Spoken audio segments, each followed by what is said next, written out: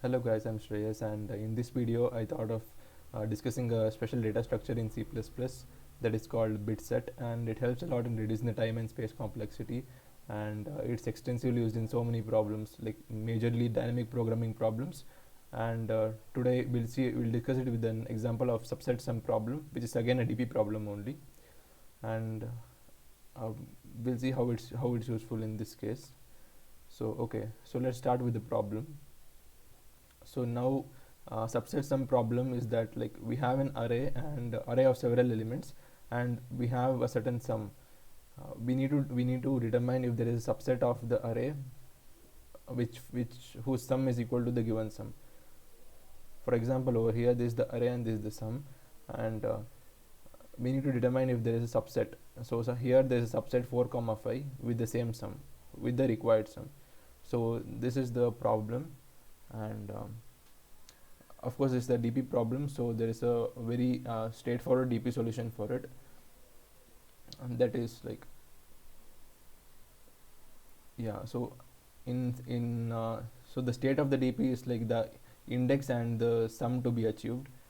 And so we have to create a 2D DP table, and at any position, right, suppose we are at position n minus 1, we can either choose not to take that element, or we can choose to take that element and reduce the sum.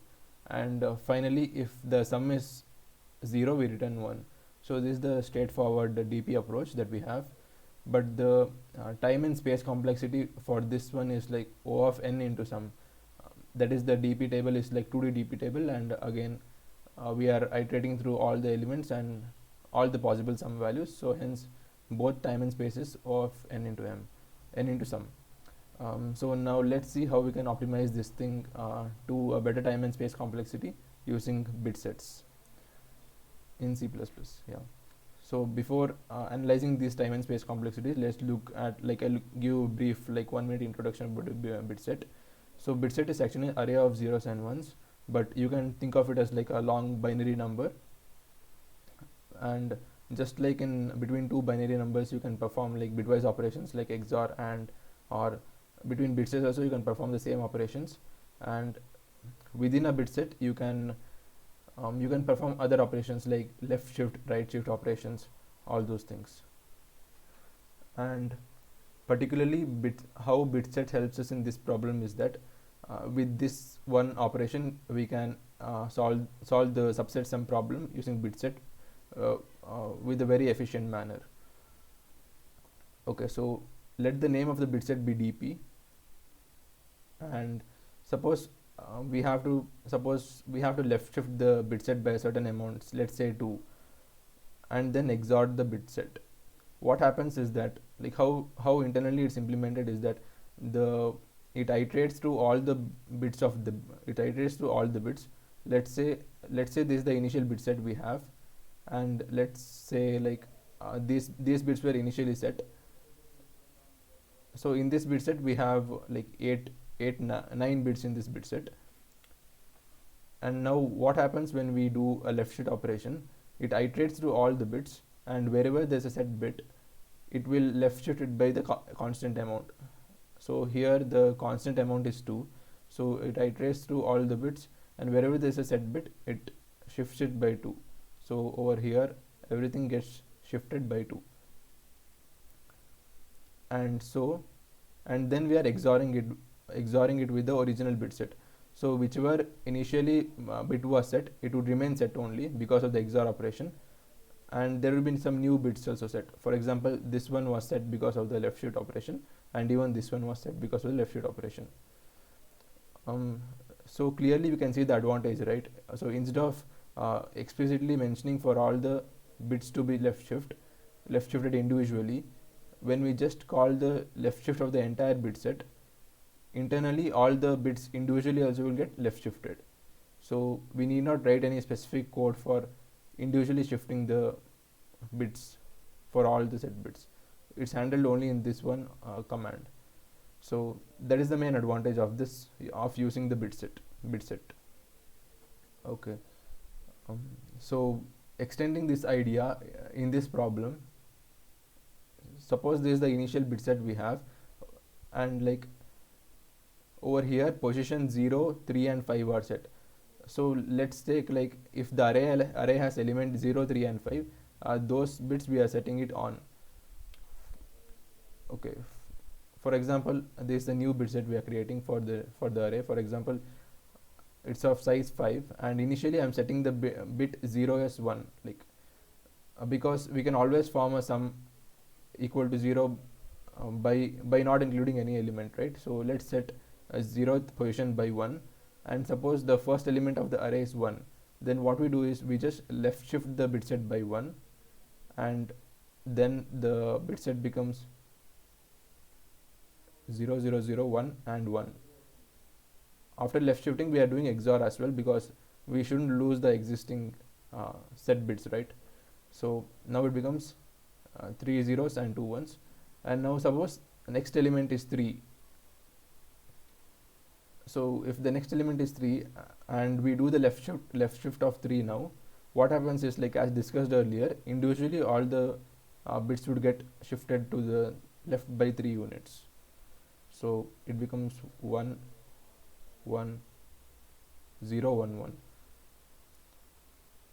So it continues like this. So at the end, our bit set may be different. After adding all the elements, what a bit set would represent is that, now this is very important. So what our bit set would represent is that all the combinations possible from all the elements, any combination from by combining any set of elements, those bits would be set 1 in the final bit set. Like for example, over here this bit is set because this is the combination of 1 and 3. Similarly, this bit is set because it's the combination of only 3. So in the final bit set, all the combinations of any subset would be set to 1. Okay. So then we can easily check if a particular sum is possible or not from the elements of the array. If the position at that sum is set to 1, that means it is possible, otherwise it's not possible. So that is the main idea of this problem, and so that helps in calculating if a particular sum is attainable or not. For example, let's look at the code over here. It's a very short code. Over in this question, they have asked us to check if it's possible to partition the array into 2 equal halves. So the sum must be like total sum by 2. So if the sum is odd, then we can't do it, and the bit set must be initialized with the.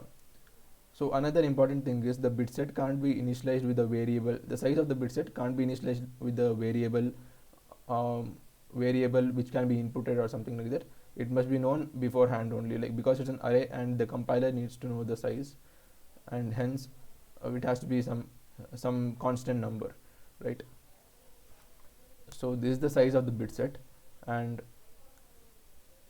so this is the only operation we are doing. So here we are left shifting by each of the array element, and this would give us the ultimately, after all the operations, after all the n elements are processed, this will give us the final bit set where we have all the combinations of any subset set to 1, and then we can just check if this position is set to 1, that means this sum is attainable by some combination of some bit sets of some subset of the array. So that is how it works. And coming to time and space complexity, over here the number of bits must be equal to the sum, right? Because sum or sum by 2, but it's like in the worst case equal to the sum only. So because that bit must be set, right? At the end we are checking if that bit is set or not, so the size must be equal to the sum. And now coming to the time complexity, it's actually, but time complexity is O of n into sum by 32. It seems to be O of n only, but there's a sum also over here, because as I explained earlier, right, if there are like the number of bits is equal to sum, So whenever there's a left shift operation, it iterates over all the bits individually to left shift each of the bit. So hence it will iterate, like for n times it will iterate for one time it iterates some number of times, and then for n times, so n into some. Hope it's clear, and it's just because it's iterating individually, so that's why we are adding some over here. And now this 32 is a variable thing. It could be 64 as well. It depends on the word size of the machine. Nowadays modern machines have 64 as the word size. What it means is, like, the number of bits it can be, number of bits which can be operated in one go. Like, suppose if it's 32, right, it means that 32 bits can be left shifted in one go only. Okay, not individually. So 32 bits at one go it can be left shifted. So hence it depends on the word size of the machine, so we are dividing it by 32. And so this will actually reduce the time complexity a bit when compared to the DP solution. But the major advantage comes in the space complexity, where the complexity is O of sum by 32. Over here the 32 is not because of the word size, it is because of that here one element is equal to 1 bit. In the bit set, one element equals 1 bit only. But the sum is of, say the sum is of integer type, here it's of like it is like 1 int is like 4 bytes, right? And 4 bytes is 32 bits. So hence we need to divide by 32. To convert from bytes to bit, we need to divide by 32, and hence the space complexity would also reduce a bit. Again, if it's long, then it can be 64 as well. So it's variable. These two things, denominators are variable, but anyways it reduces the time complexity, and both the time and the space complexity is reduced in the case of bit sets. So that's it. The major concept was how internally the left shift works, and understanding of the time and the space complexity. So those were the advantages of bitset, guys. So that's it for the video. Thanks for watching, and let me know if you didn't understand anything, or what can be improved further in the future. So I'll definitely try to work on it and publish better videos. So hope it helped, guys. Thanks a lot for watching. Bye. Yeah.